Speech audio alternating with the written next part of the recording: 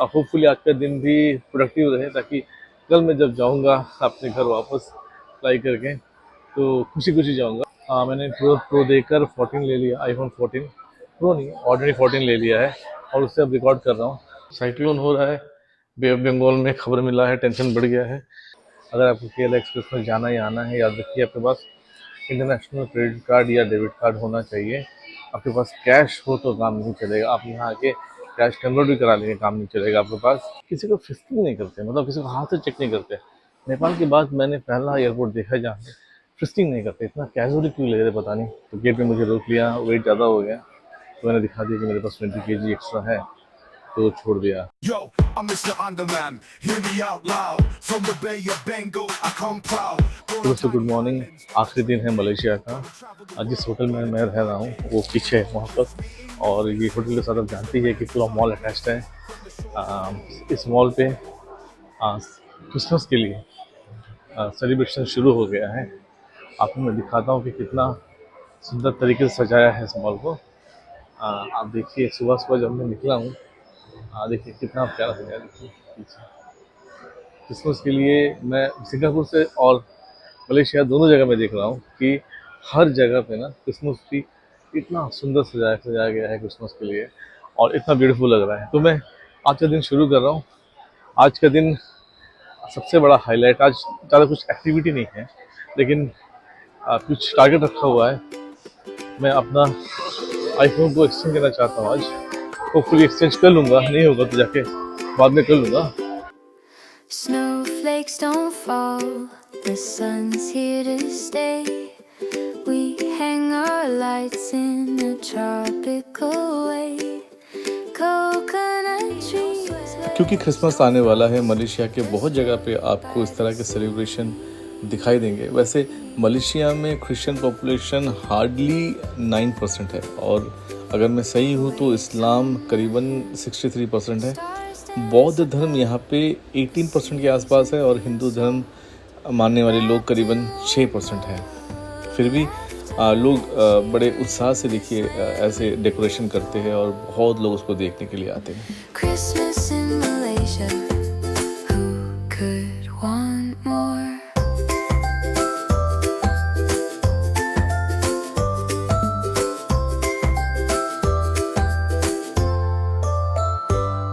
कल का दिन टफ था, लेकिन सरप्राइजिंगली बहुत इंटरेस्टिंग गया। होपफुली आज का दिन भी प्रोडक्टिव रहे, ताकि कल मैं जब जाऊंगा अपने घर वापस फ्लाई करके तो खुशी खुशी जाऊंगा। सुबह 10 बजे का फ्लाइट है, यानी 7 बजे मुझे पहुंचना है एयरपोर्ट है, 6 बजे मुझे उठना है। 2 दिन से मैं 10 बजे उठ रहा हूँ, तो इस तरह उठूंगा तो फ्लाइट पक्का छूटने वाला है। तो बहुत प्रिकॉशंस लेके सोना पड़ेगा आज। पता नहीं अच्छा किया गलत किया। मैंने प्रो देकर 14 ले लिया, आईफोन 14 प्रो नहीं, ऑर्डिनरी 14 ले लिया है और उससे अब रिकॉर्ड कर रहा हूँ। और अगर मैं गो प्रो लेता तो शायद 22-23 हज़ार पड़ता। यहाँ एक्सचेंज करके मुझे 26 हज़ार देना पड़ा, 26,000। तो मुझे लगता है बेटर डील है, क्योंकि ये फ़ोन भी बिल्कुल नया ही है, मतलब 1 साल पुराना फ़ोन है, और 98% बैटरी है, मतलब ऑलमोस्ट अनयूज है। तो हम मुझे लगता है कि बेटर डील है। अब आगे पता लगेगा इसमें कुछ प्रॉब्लम है कि नहीं है, लेकिन जहाँ तक अब तक लगता है कि डील मुझे बेटर मिला है। अब कुछ दिन यूज़ करूँगा, फिर पता लगेगा कि बेवकूफ़ बना कि सही डील लिया है। तो अब आगे का देखता हूँ, आगे मुझे शॉपिंग करना है, फिर बताता हूँ कि आपको क्या क्या करना है।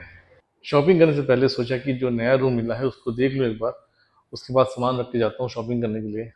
तो आपको मैं दिखाता हूँ कि नया रूम कैसा है।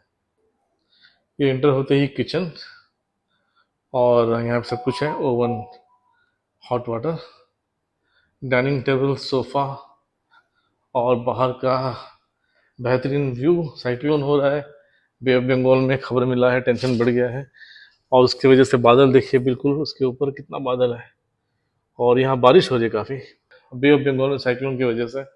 अब कल का फ्लाइट है मेरा, पता नहीं कल क्या होने वाला है।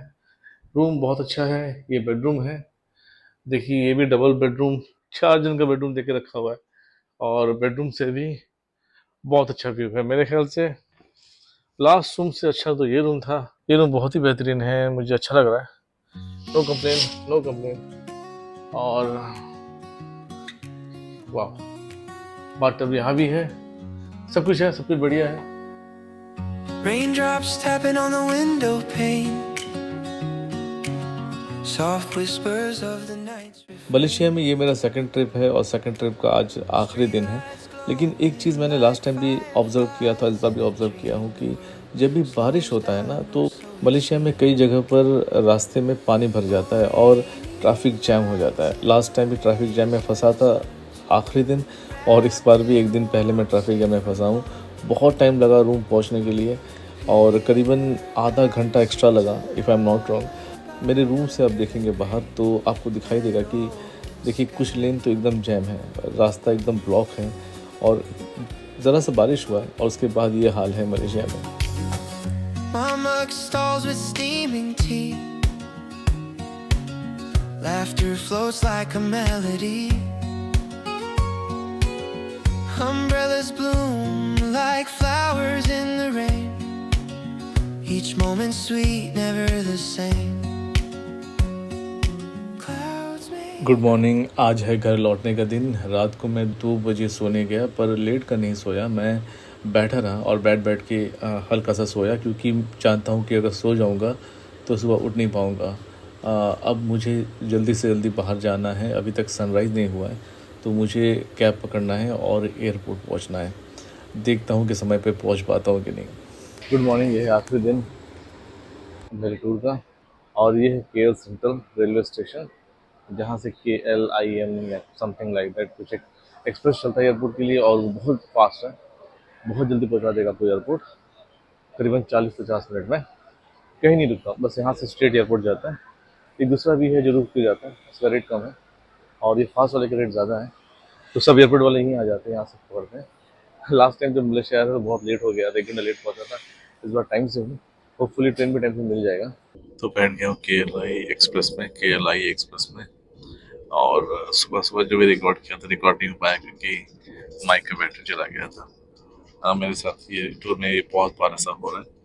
बाहर बहुत प्यारा सनराइज चल रहा है और जब भी आप मलेशिया आए तो एंट्री और एग्जिट के लिए याद रखिए सबसे बड़ी ऑप्शन है KLI एक्सप्रेस, क्योंकि 28 मिनट में आपको पहुंचा देता है सेंट्रल एरिया में और या फिर एयरपोर्ट में।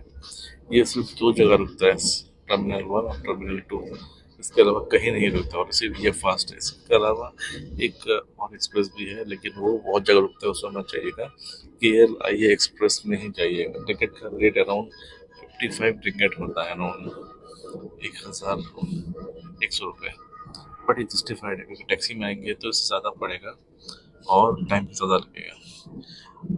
मैं कभी कभी सोचते हैं ना कि हम लोग क्यों ट्रेन से जाए, टैक्सी में क्यों नहीं जाए, लेकिन मैंने देखा है ना जितने बार मतलब हर बार देखा है जाते आते वक्त कि सारे कोरियन ना इसी में जाते हैं।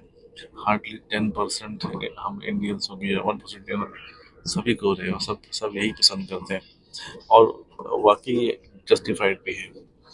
तो आज मेरा लास्ट डे है सेकंड ट्रिप मलेशिया का और मेरे ख्याल से 28 मिनट में पहुंच जाऊंगा मैं टर्मिनल 2 में।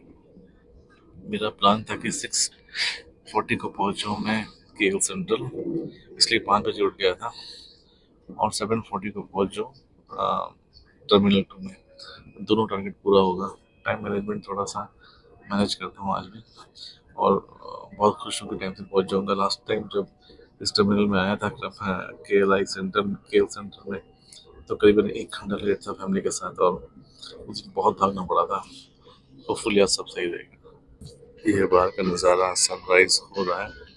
अब देखिए बहुत क्लाउडी भी है, जहाँ बाहर अब बहुत क्लाउड दिखाई देगा। कल न्यूज़ में आया था कि बे ऑफ बंगाल में साइक्लोन आने वाला, उसका असर यहाँ तक दिख रहा है। कल जब वहाँ गया था मलाक्का में तो बहुत बारिश हुई थी, कल नहीं परसों जब मलाक्का गया तो बहुत बारिश हुई थी और कल भी बहुत बारिश, कल यहाँ पे भी बारिश हुई है। तो बादल सब जगह दिख पाएंगे। होपफुली फ्लाइट कंफर्टेबल रहेगा, यही प्रे करते हैं क्योंकि मुझे फ्लाइट से ऐसे भी डर लगता है। और ये हम शहर से बाहर निकल रहे हैं। दोस्तों, इससे पहले कि मैं आगे बढ़ूं आपको बता दूं कि मैं अंडमान निकोबार आइलैंड से हूं और मेरे लिए अंडमान निकोबार आइलैंड्स दुनिया का सबसे सुंदर जगह है और यहां आने वाले हर पर्यटक, हर गेस्ट भी यही कहते हैं। क्योंकि मैं अंडमान निकोबार आइलैंड से हूँ, मैं चाहता हूँ कि आप कभी ना कभी अंडमान निकोबार आइलैंड ज़रूर आए। और कभी आप अंडमान निकोबार द्वीप आए तो एक चीज़ आपको ज़रूर करना चाहिए और वो है रीफ लुकर्स सेमी सबमरीन की सवारी। जी हाँ, ये एक ऐसा एक्सपीरियंस है जो आपको इंडिया में शायद ही कहीं मिलेगा। इस एक्सपीरियंस को बताना दोस्तों बहुत मुश्किल है। आप रीफ लुकर सबमरीन में बैठकर पानी के नीचे की दुनिया को बहुत ही करीब से देख सकते हैं और कोरल्स को, हर मछली को बिल्कुल अपने करीब पा सकते हैं। ऐसा लगेगा दोस्तों जैसे आप उनके बीच बैठे हैं। अंडमान में रीफ लुकर्स इस तरह का एक्सपीरियंस ऑफर करता है नॉर्थ बे में और स्वराज द्वीप आइलैंड में। अंडमान निकोबार आने से पहले दोस्तों रीफ लुकर्स को जरूर कांटेक्ट करें सबमरीन एक्सपीरियंस के लिए। यकीन मानिए दोस्तों, ये एक्सपीरियंस लाजवाब होगा आपके लिए। दोस्तों, अंडमान आप आए तो आपको शहीद द्वीप और स्वराज द्वीप तो जाना ही है। तो फिर शहीद द्वीप में आपको मैं सबसे बेहतरीन होटल सजेस्ट करूंगा, वो है टैंगो बीच रिसोर्ट, जो कि बना हुआ है वर्ल्ड फेमस लक्ष्मणपुर बीच के ठीक बगल में। यही नहीं, टैंगो बीच रिसोर्ट का प्राइवेट पूल भी है और अपना प्राइवेट बीच भी है। साथ में इनका रूम्स भी वर्ल्ड क्लास का है और इनका ऑनलाइन रिव्यू भी बहुत ही बेहतरीन है। तो फिर शहीद द्वीप आए तो टैंगो बीच रिसोर्ट ज़रूर याद रखिएगा और उनको कांटेक्ट कीजिएगा। दोस्तों, आप अंडमान आए तो स्वराज द्वीप और शहीद द्वीप जाने के लिए आपको आइलैंड हॉपिंग करना ही पड़ेगा। और आइलैंड हॉपिंग करने के लिए आपके पास बेस्ट ऑप्शन है नॉटिका कैटामरन सर्विस, जो कि इंडिया का पहला ब्रांड न्यू कैटामरन सर्विस है। नॉटिका कैटामरन बहुत ही फास्ट है और लेटेस्ट एमिनिटीज आपको मिलता है इस फेरी के अंदर। और नॉटिका के स्टाफ भी बहुत फ्रेंडली है और आपको पूरी तरह से कंफर्टेबल फील कराते हैं। सिर्फ यही नहीं, इस साल के अंत तक और 2 ब्रांड न्यू नॉटिका कैटामरन, नॉटिका प्रो और नॉटिका प्राइड आपके सर्विस के लिए हाजिर रहेगा। तो फिर 3 ब्रांड न्यू कैटामरन सर्विस के साथ नॉटिका आपको बेस्ट एक्सपीरियंस देने के लिए तैयार रहेगा। तो फिर अंडमान में आए तो आइलैंड हॉपिंग के लिए चुने नॉटिका। दोस्तों, अंडमान विजिट के दौरान आपको मेनलैंड में बने अंडमान के नाम से बिकने वाले बहुत सारे मोमेंटोज मिल जाएंगे, लेकिन अगर आपको जेन्युइन अंडमान में बने ट्राइबल्स के हाथ से बने हुए मोमेंटोज चाहिए तो आपको जाना चाहिए रैमलोन में। You know what is the meaning of Ramelon? In the Nikobari tribal language, it means good wishes or gratitude. रैमलोन एक ऐसा इनिशिएटिव है जो लोकल आर्टिस्ट और क्राफ्टमैन को प्रमोट करता है, चाहे वो डिगलीपुर से हो या फिर ट्राइबल एरिया निकोबार डिस्ट्रिक्ट से। रैमलोन में हर तरह के क्राफ्ट आइटम और जेन्युइन लोकल प्रोडक्ट्स आपको मिलेंगे। अंडमान में आए तो रैमलोन में एक बार जरूर आए।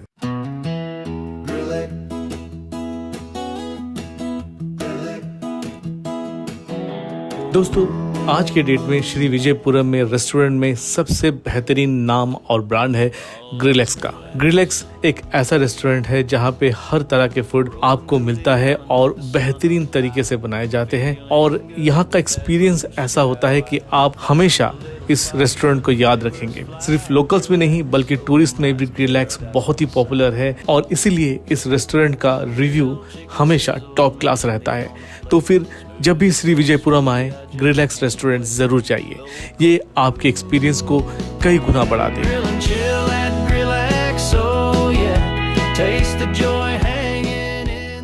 दोस्तों, कभी आप अंडमान घूमने आए तो एक ऐसा रोमांचक अनुभव जरूर ले जिसे आप कभी नहीं भूल पाएंगे।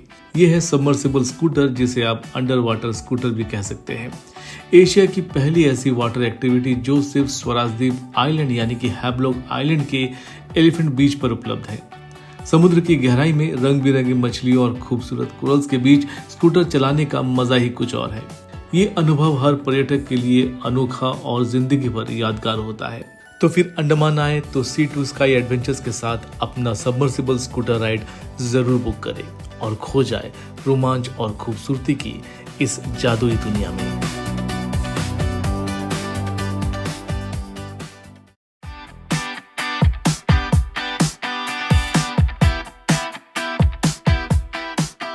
दोस्तों, जब भी आप स्वराज द्वीप यानी कि हैवलॉक आइलैंड जाए तो याद रखें हैवलॉक आइलैंड बीच रिसोर्ट इस द्वीप के सबसे बेहतरीन बीच रिसोर्ट्स में से एक है।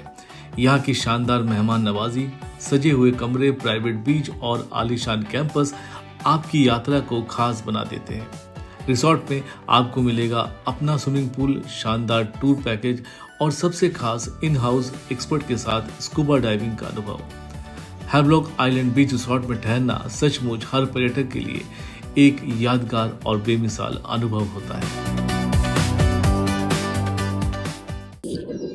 एक चीज़ अब याद रखिए कि भले ही आप मनी एक्सचेंज करा रहे एयरपोर्ट में कोलमपुर में आके आपको एटीएम में पैसा रखना है, या तो क्रेडिट कार्ड में या फिर पोलिस कार्ड में, क्योंकि KLI एक्सप्रेस का सारा टिकट कैशलेस होता है। यहाँ पे कैश नहीं दे सकते आप, आपको कार्ड से ही लेना है, तो कोई आपकी हेल्प नहीं करेगा।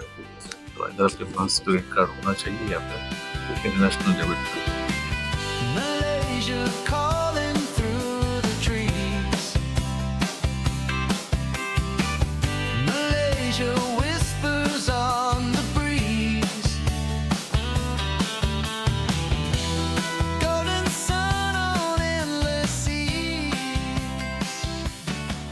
दोस्तों, मलेशिया छोड़ने से पहले अगर आप मुझसे मलेशिया के बारे में रिव्यू पूछेंगे तो मैं बताऊंगा कि मलेशिया में एक तो आपको डेवलपमेंट देखने को मिलता है, बहुत अच्छा इंफ्रास्ट्रक्चर में देखने को मिलता है, और साथ ही साथ आप यहाँ के कल्चर को भी बहुत ही करीब से देख सकते हैं। यहाँ का जो मिक्स कल्चर है ना, मलय, चीनी, भारतीय और कुछ ट्राइबल कम्युनिटी सब एक साथ मिल के रहते हैं। और यहाँ पे आप हरी राया, Diwali, Chinese new year, Christmas जैसे त्योहारों को लोगों को साथ सेलिब्रेट करते देख सकते हैं। यहाँ का जो कैपिटल है ना, कोलालमपुर, वो एशिया का वन ऑफ द बेस्ट शहरों में से एक है, जहाँ पे modern infrastructure, high speed train, luxury mall और एक बहुत ही बेहतरीन नाइट लाइफ आपको देखने को मिलता है। और सबसे इम्पॉर्टेंट मलेशिया में जो है वो है यहाँ के लोगों का बिहेवियर। इनका जो मेहमान नवाजी है ना, वो बहुत अच्छा है। सबसे बहुत हंसकर बात करते हैं, बहुत अपनापन दिखाते हैं, और इसीलिए कोलालमपुर लोग आना पसंद करते हैं। बार बार मुझे मौका मिला तो बार बार आऊँगा कोलालमपुर। ये दूसरा ट्रिप है, शायद और कई बार आ जाऊँ। मेरे पीछे वहाँ पे लोग टिकट खरीद रहे हैं, जो कि टोटली कैशलेस है। अगर आपको KLI एक्सप्रेस में जाना या आना है, याद रखिए आपके पास इंटरनेशनल क्रेडिट कार्ड या डेबिट कार्ड होना चाहिए। आपके पास कैश हो तो काम नहीं चलेगा, आप यहाँ आके कैश कन्वर्ट भी करा लेंगे, काम नहीं चलेगा। आपके पास क्रेडिट कार्ड होना है या फिर डेबिट कार्ड होना ही है, ये याद रखिएगा जब मलेशिया आएंगे। तो KLI एक्सप्रेस का टर्मिनल और ये है एयरपोर्ट। सब कुछ बहुत इजीली हो गया, 6 मिनट पहले पहुंच गया जिसका टारगेट था। अब मुझे दौड़ना है बोर्डिंग पास के लिए। कंफर्टेबली आज अभी भीड़ थोड़ा कम है। यूजुअली ये जगह बहुत बहुत रश रहता है, लोग भागते रहते हैं यहाँ से। आज क्योंकि सुबह है तो भीड़ बहुत कम लग रहा है मुझे, एटलीस्ट कुछ तो अच्छा हो रहा है। आते वक्त ही मेरा लगेज 13 किलो से ऊपर था, लगभग 13 किलो से ऊपर था, जबकि 7 किलो अलाउड है। लेकिन उन्होंने पकड़ा नहीं, छोड़ दिया। अब तो लगेज बहुत ज़्यादा है, मतलब 15-16 किलो है। शर्म के मारे मैंने एक्स्ट्रा लगेज खरीद लिया है। 104 रिंगिट लगा, यानी कि करीबन 2008 रुपये लगा। कोई बात नहीं, इतना तो करना ही पड़ेगा, अदरवाइज़ अगर वहाँ चालान पकड़ लेंगे ना तो करीबन 8-9 हज़ार निकाल देंगे। ये है डिपार्चर गेट। एयर एशिया इस फ्लोर से ऑपरेट करता है, और यहाँ बहुत रश रहता है अंदर, जैसे कि आप जानते ही हैं। ये देखिए कितना रश अंदर। मेरे पास गोटा 3 घंटा है, भागा दौड़ी नहीं करूँगा, आराम से जाऊँगा, क्योंकि मुझे पता है कि अंदर घुस के फिर वेट करना है। हर बार भी होता है, लेकिन ये भी ठीक है कि जितनी जल्दी हो सके अपने डिपार्चर गेट तक पहुँच जाओ। अंदर का हाल कुछ ऐसा है।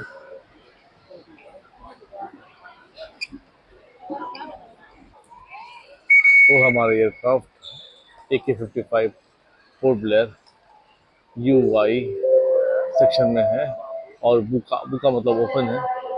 और अभी भी हम लोग पोर्ट ब्लेयर यूज़ करते हैं, जबकि हमारा एयरपोर्ट का नाम श्री विजयपुरम हो चुका है, लेकिन यहाँ पर पोर्ट ब्लेयर यूज़ किया जा रहा है। कोई बात नहीं, तो चलते हैं अपने टिकटिंग काउंटर UI सेक्शन पे। ये V सेक्शन है, हमें जाना है U पे। अच्छी बात यह है कि मुझे लाइन में नहीं लगना पड़ेगा, इतना बड़ा लाइन है। लेकिन प्रॉब्लम यह है कि मैंने बोर्डिंग पास निकाल लिया है, तो मुझे बोर्डिंग पास नहीं मिलेगा। उन्होंने कहा है कि बोर्ड देखो L3, जहाँ पे तुम्हारा फ्लाइट दिखा रहा है सीधा डायरेक्टली चले जाओ। तो L3 है वहाँ, तो मैं चलता हूँ वहाँ। वो मिल गया L गेट, तो मुझे L3 जाना है। तो ये सारे लाइन को मैं पार करके जा रहा हूँ L3 गेट। होपफुली मुझे वापस नहीं आना पड़ेगा प्रिंट करने के लिए। मुझे मालूम था एयर एशिया चुनागीरी करेगा, तो गेट पे मुझे रोक लिया, वेट ज़्यादा हो गया तो मैंने दिखा दिया कि मेरे पास 20 kg एक्स्ट्रा है, तो छोड़ दिया। हाँ, मुझे पता था एयर एशिया ऐसा करने वाला है, तो बच गया आज, बिल्कुल बच गया। अगर वो लोग मुझे पकड़ते हैं ना तो कम से कम 4 से 6 हज़ार रुपये निकाल देते हैं। तो लकीली मैंने 2 हज़ार रुपये दिए और बच गया। 20 kg का मेरा लिमिट चला गया तो मैं बच गया। पहला सिक्योरिटी हो गया। अब L3 जाना है, सामने L गेट है, L से लेके L22 तक। अब मुझे जाना है L3 में, तो अभी बहुत लंबा चलना है। तो हो गया सेकंड सिक्योरिटी, मेरे पीछे सिक्योरिटी चल रहा है। यहाँ पे पानी अलाउ नहीं करते, बहुत स्ट्रिक्ट है, लेकिन किसी को फिस्किंग नहीं करते, मतलब किसी को हाथ से चेक नहीं करते। नेपाल के बाद मैंने पहला एयरपोर्ट देखा है जहाँ पे फिस्किंग नहीं करते। इतना कैजुअली क्यों ले रहे पता नहीं सिक्योरिटी को। खैर इजीली हो गया। अब जा रहा हूँ L3 गेट पर, जाके कुछ खाऊंगा, रेस्ट करूंगा और फ्लाइट के लिए वेट करूंगा। पिछला तीनों बार जब मैं एल गेट से पार हुआ, मुझे बाहर का गेट मिला। इस बार पहला बार L3 मिला है, जो इसके अंदर अलग से चार्जिंग पॉइंट्स हैं, बैठने की अलग सीट है और लोग ज़्यादा अंदर नहीं आते। तो ये काफ़ी बड़ा वेटिंग रूम है। मेरे ख्याल से हमारा फ्लाइट इस ओर होगा।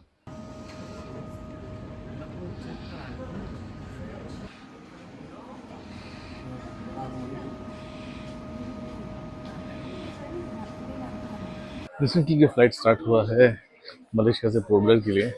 मैं जनरली फील करता हूँ कि ये फ़्लाइट कंटिन्यू होना चाहिए, क्योंकि लोगों के लिए एक नया विंडो खुल गया है इंटरनेशनल लेवल जाने के लिए। और ये अगर चल गया तो अंडमान को एक अलग लेवल तक ले जाएगा, ये गारंटी है। 2 यूट्यूबर अंडमान के वापस मिल रहे हैं। जाते वक्त हम लोग मिले थे पोर्ट ब्लेयर एयरपोर्ट पे और आते वक्त हम यहाँ मिल रहे हैं। प्रदीप, कैसा रहा ट्रिप? बहुत बढ़िया है, बहुत बढ़िया रहा। फर्स्ट इंटरनेशनल ट्रिप था, यहाँ के लोग भी बहुत अच्छे, बहुत बढ़िया रहा मेरा ट्रिप। कहाँ घूमे, कहाँ घूमे? मलेशिया में कोलालमपुर में 3 दिन था, फिर पेनांग और लंकावी में भी था। इपो जाने का मन था लेकिन हो नहीं पाया नेक्स्ट टाइम कभी। तो अगला ट्रिप कहाँ का होगा?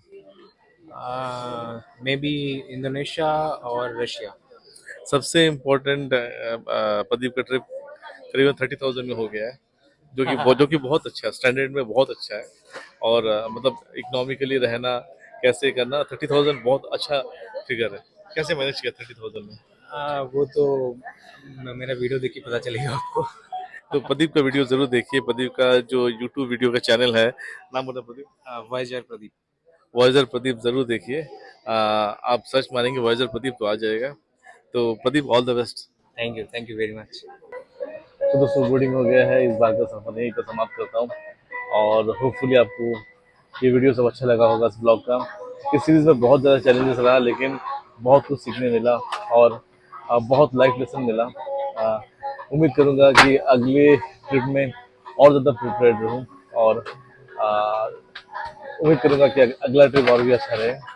इस ट्रिप में चैलेंजेस बहुत आए, लेकिन उतना मज़ा भी आया। तो दोस्तों शेयर कीजिए, लाइक कीजिए, सब्सक्राइब कीजिए, कमेंट कीजिए कि आपको सीरीज़ कैसा लगा। बहुत जल्द एक बार सीरीज़ स्टार्ट होगा। तब तक के लिए नमस्कार।